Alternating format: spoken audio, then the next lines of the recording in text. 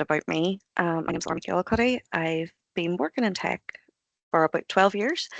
Um, I actually did psychology, a master's in psychological studies in Glasgow University as my first degree. Just sort of did some uh, general working about for a bit, and then I actually went and finished or completed, sorry, a BSc in computer science in Ulster University, Magee in Northern Ireland. And then I recently got my MSc in AI from Queen's as well. So that is me. Okay, so I suppose today then, are we ready, or would you like me to give it another minute for anyone else to come in, or No, no, that's fine. Yeah, we're ready. Yes. Yeah, I think perfect, people would join in as we go on. And if you no have any worries. question, please take note. Laura will be answering the question in the last 5 minutes of the Mhm. session. Thank you. Yeah.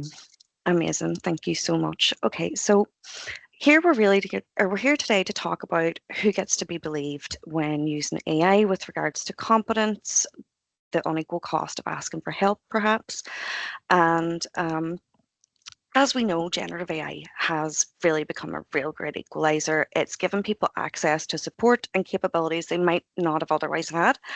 And there is something really, really exciting about that. But there is a question that is missing from that premise as well. And that is that access is not the same as permission. So, what happens when two people use exactly the same tool to produce exactly the same quality of work, and we decide that one of them is resourceful while the other must not have been doing it alone or been capable of doing it alone? Sorry. So, that's both people with access to the assistance, however, not equal permission to use it.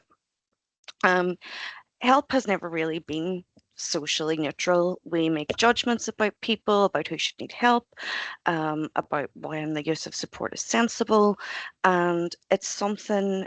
It's used nearly as a validation when people use AI to interpret something about their competence.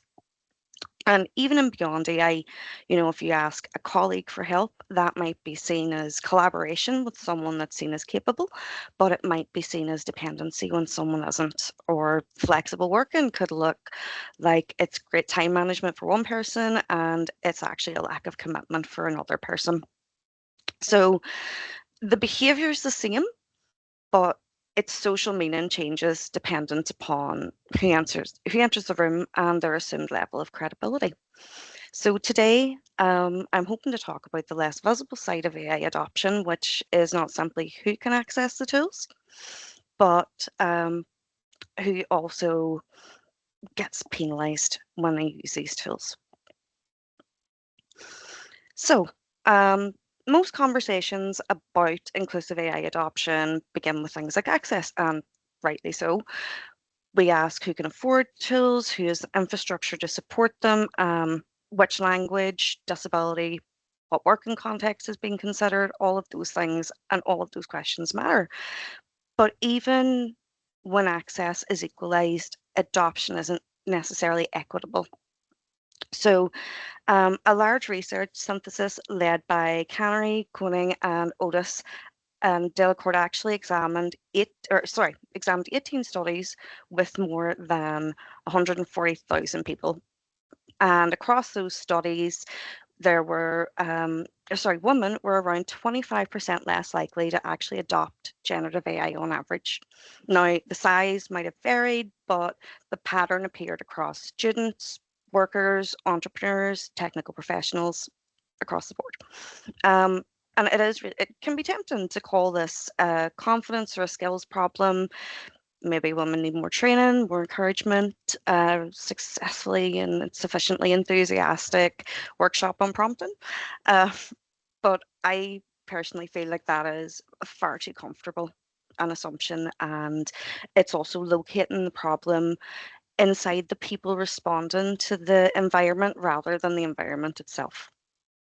So women are also reporting concerns about accuracy, privacy, the ethics of AI use, and they may be more alert to the possibility that using AI would be interpreted as cheating, laziness, or evidence that they lack the expertise to work alone. And then that uncomfortable question is whether that concern is potentially unfounded, or whether women are actually reading an unequal social risk. So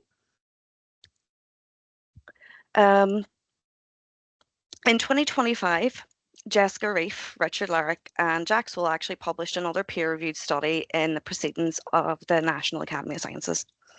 And it was across 4 pre-registered experiments that involved 4,439 participants, and it examined how people expect to be judged for using AI and how observers actually judge them. So people expected AI users to be seen as less consistent, less competent, probably less hardworking, and less motivated. And the fears weren't actually imaginary. The observers did evaluate people more negatively when they believed the use of AI was involved. Um, the penalty actually also migrated into hiring decisions. So non-users tended to favor non-users, and adopters of AI would tend to favor adoptees of AI, or other adopters of AI, sorry. And it translates then as something more than simply just something that's in our businesses, but it's actually moving into behaviors dependent upon how we all use AI and what our personal convictions towards AI are. Um, so it's not just a technical decision. It's it's an act performed in front of managers, clients, lecturers, recruiters, or friends or family, and people who basically can use that information uh, against the person behind the work or about the person behind the work. So even though the output may be perfectly good, the AI user might have applied substantial judgment. They've decided what to do, checked responses, rejected errors, integrated domain knowledge of their own, and they're taking responsibility for the result. But the observer isn't seeing any of that. They see assistance and infer the absence of ability potentially. So the inference misunderstands expertise. Expertise is not the performance of doing everything unaided. Instead, it's a skilled person knowing when a tool is appropriate, recognizing when the output is wrong, and understanding the consequences of acting on that. And even the way my AI may reduce the visible effort involved in producing, it's not making the visible judgment or the invisible judgment any less prevalent. Um, there are still people behind the work. And yet we're collapsing that complex human AI process into a very old story, which we've seen time and time again, which is if you needed help, perhaps you weren't good enough to do it on your own. And that same assistance actually might be costing women more than men. So a second study has been done, and it is still currently a working paper, but it was done by Guy, Hugh, and Tu, and it studied the adoption of generative AI in a coding tool in a business, a technology company. The organization had made the tool available, had encouraged its adoption, had prompted workers to make use. And then once that had been done, once people had utilized the tool, researchers ran a pre-registered experiment which which contained 1,000 reviewers assessing the code that was written. So the work itself held constant. The only thing that changed was the description of the engineer and whether the reviewer was told that AI had or had not been used. So AI-assisted engineers received competence ratings, sorry, of around 9% overall, which meant if somebody said that they used AI, they would be seen as less competent than somebody that hadn't. The reported penalty, however, while being 9% overall, actually was 6% for the male engineers and 13% for female engineers.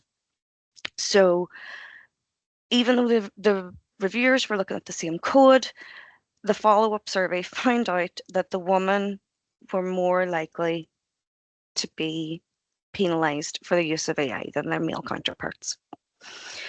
Um, It also reflected when the participants were spoke to, it reflected that the women were more likely to perceive the damage to how their managers would consider their ability, the slower adoption penalties that would be considered. Now, it is a working paper as well, so gender interaction should be treated as emergent evidence, not a universal law, but it is within one setting in software engineering where we are seeing a heavy adoption of AI, and it was an issue for the woman involved. So even though the assistance is staying the same, the social meaning is changing. So the wider evidence of adoption placed alongside peer review evidence of a general social penalty offers a really powerful possibility that women may not be hesitating in their adoption of AI because they misunderstand the value. They may be responding intentionally to the fact that identical assistance is interpreted differently depending on who uses it. So for one person using AI, it can signal efficiency, forward thinking, how they're using available tools. And then for another, it's being treated as confirmation that they were never fully competent in the first place. And that's not a capability gap, it's an attribution gap. We're basically penalizing people for the exact same thing dependent on our own predisposition or our own preconceived ideas. So it then creates a very difficult transparency problem when using AI, because we often and very reasonably, particularly with things like the EUA Act and everything, are asking people to disclose when AI is contributed to their work. And it can support accountability, it can support provenance, it can, enable risk checking and human review, which is all incredibly important. But this disclosure isn't happening within a neutral evaluation system. And because of that, announcing the use of AI can cause observers to discount the actual human contribution to the process. So then people are carrying more doubt about their competence and having the issue of worrying, will it actually cause reputational risk from being transparent as well? Um, the opposite, it's not really a good solution. We shouldn't be telling women to conceal AI use, and then responsible adoption shouldn't depend on everyone quietly pretending the tools aren't there. The problem is the transparency itself. What we need to do is we need to have transparency without interpretative fairness. So asking someone to reveal the tool and reveal their use should not allow evaluators to fill that resultant gap with stereotypes based on someone's, effort, intelligence, or legitimacy. AI disclosure, such as AI assisted with this, tells us really nothing by itself. It doesn't tell us whether it generated a first draft, or it searched documents, corrected grammar, challenged the user, or performed most of the task. Yet the label can absolutely dominate the evaluation because the distribution of the work remains invisible. So we need to distinguish assistance from abdication, and not just ask whether assistance existed at all. So human-centered adoption needs more than just access. If organizations want inclusive AI adoption, access and training are obviously necessary, but they're not sufficient alone. There needs to be clear norms within the organization, so people shouldn't have to guess whether AI will be praised as innovation on Monday and then penalized on a Tuesday. And policies must explain acceptable use, expected verification and disclosure and accountability, things like that. Secondly, we should be evaluating the work and the judgment around it, not just simply the perception of how that work was done. So if the two inputs are identical, we should be extremely cautious about allowing a tool label to make the decision for us based on our own personal bias. Thirdly, leaders should also be modeling responsible AI use. So when we see our leaders themselves use these tools, it takes the stigma away from the general users that may be feeling that bias day in, day out. Fourth, we would need to monitor the social outcomes of adoption as well. and not only license it on productivity. So, who uses the tools, who receives recognition, who's scrutinized, passed over, overcorrected maybe. And finally, we also need to preserve the route to challenge. So if AI is becoming part of our performance evaluation, for example, we need to have a meaningful way to contest assumptions about that contribution. So if credibility costs are unequal, then the access is inequality. Generative AI, as I said, can widen access to knowledge and assistance. And I don't want us to lose that possibility. And used well, the tools can help people across barriers of language, time, confidence, disability, you name it. But technology doesn't arrive in an empty room. It enters workplaces, universities, societies, and all of these can be shaped by unequal assumptions.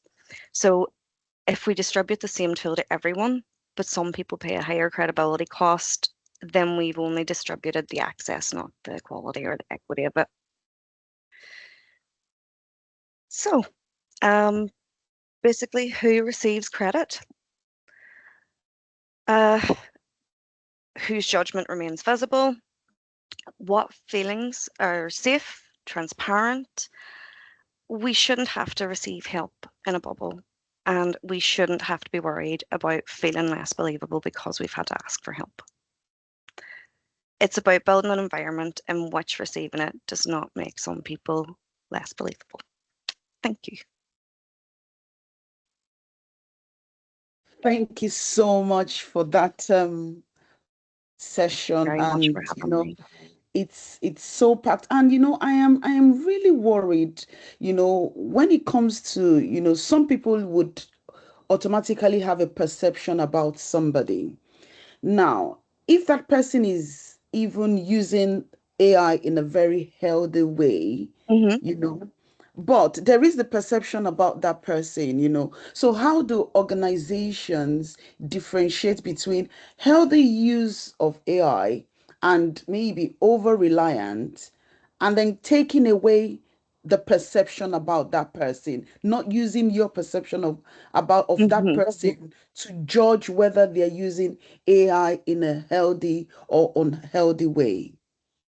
I think we have to approach it the way we would approach it for many other types of things. For example, coders have forever been using Stack Overflow, and in the past, coders may have been frowned upon for using Stack Overflow, but we need to make people aware and make them feel supported and create an environment of psychological safety around the tools. And that environment doesn't just start from the tools, that environment actually starts from the very basis from you walk in the door. It's your management, it's your coworkers, it's your day to day. And the best thing to do, in my opinion, is to try and let it be a bit more organic. Because as you said, obviously measuring it in like a sort of KPI way as well. You don't want to penalize people for use or not use. Unless, of course, there is a very obvious use case. For example, if there is an AI flow in your work and you have to use it, then that's a bit different. But you want to make sure that everyone is available to use AI to the extent they want. And I do think that if people are using it in order to bypass the usual methods of productivity and everything, you will start to actually see cracks in the work as well because they're not checking it. They're not looking into the code or making sure security is tight. And Yeah. it will eventually start to sort of crumble a bit. So you need to have the proper foundations before. Yeah. And I agree with you that there has to be a foundation, there has to be like a pedestal for people to step on, and proper Hmm. guide on what is acceptable, Hmm. and not differentiate saying yes today and then it's a no tomorrow. Yeah, so well, Yeah, thank you so much for that session. no problem Does at all. anyone else have a question? There's no question in the chat. Mm, yes. Hmm. Well, it says that it means it was very clear and that the message is is come across very well. Thank you so much. I'm all good. It's There's the no end of question. today's session. So, well, Laura is on LinkedIn as well. If you I have am. any question, this is going to Do be on reach out. YouTube. Yes, I know people probably would watch on YouTube, and if they have any question, they might want to reach out to you. I hope that's okay Of for them course. Yep. to. All right. Thank you so much for making No time to problem. do Thank you this for so us. much for having me. And It was a pleasure. you're welcome, I and love thanks for this. contributing to this project as well. Yes, I'll let everyone go and enjoy the rest of their lunch here, and we'll see you next week on the same session. Yeah. Bye, everyone. Cheers. Bye-bye. Bye-bye. Bye.